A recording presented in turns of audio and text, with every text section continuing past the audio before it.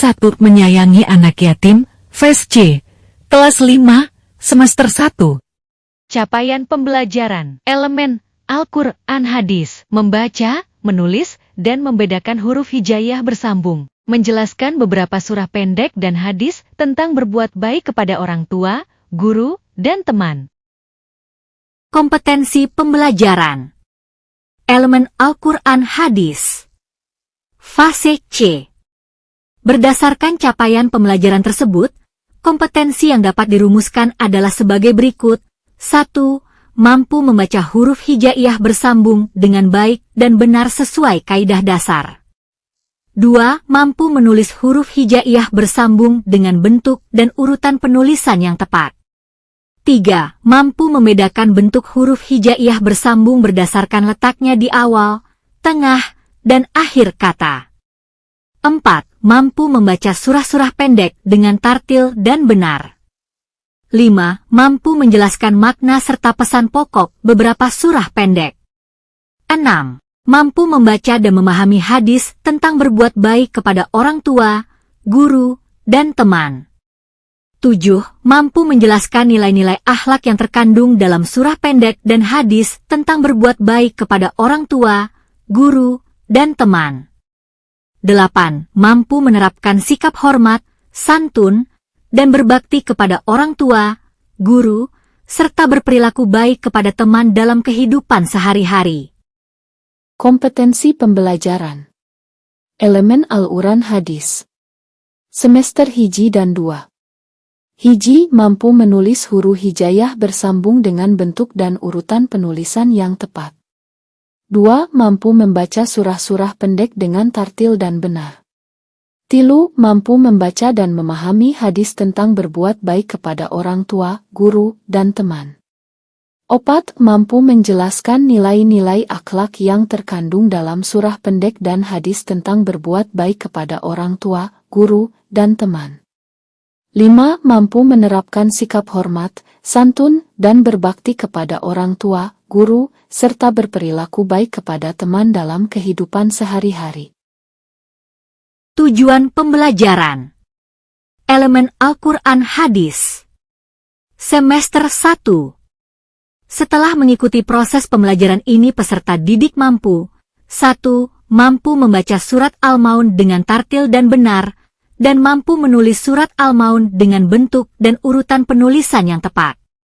2. Mampu menghafal surat Al-Maun beserta artinya dengan baik, lancar, dan percaya diri.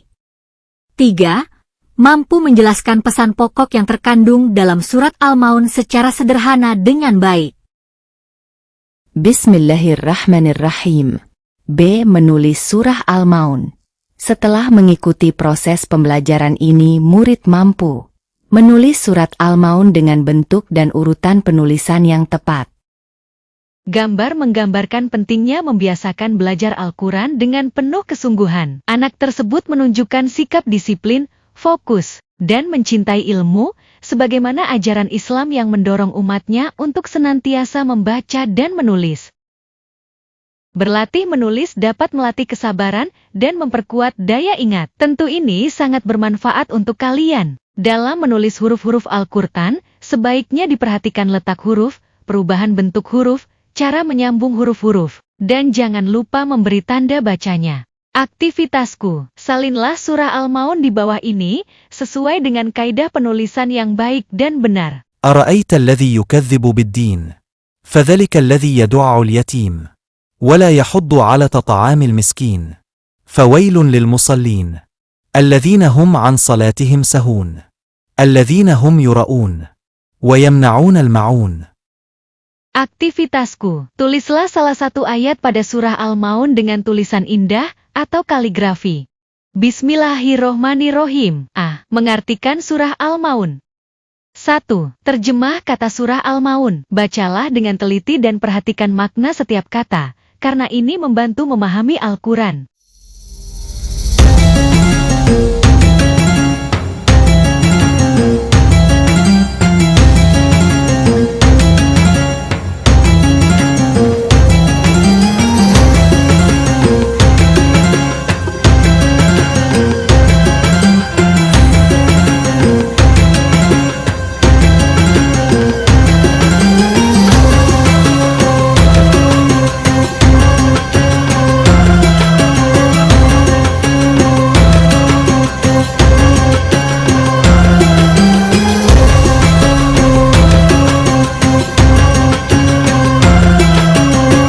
2. Terjemah ayat pada surah Al-Maun.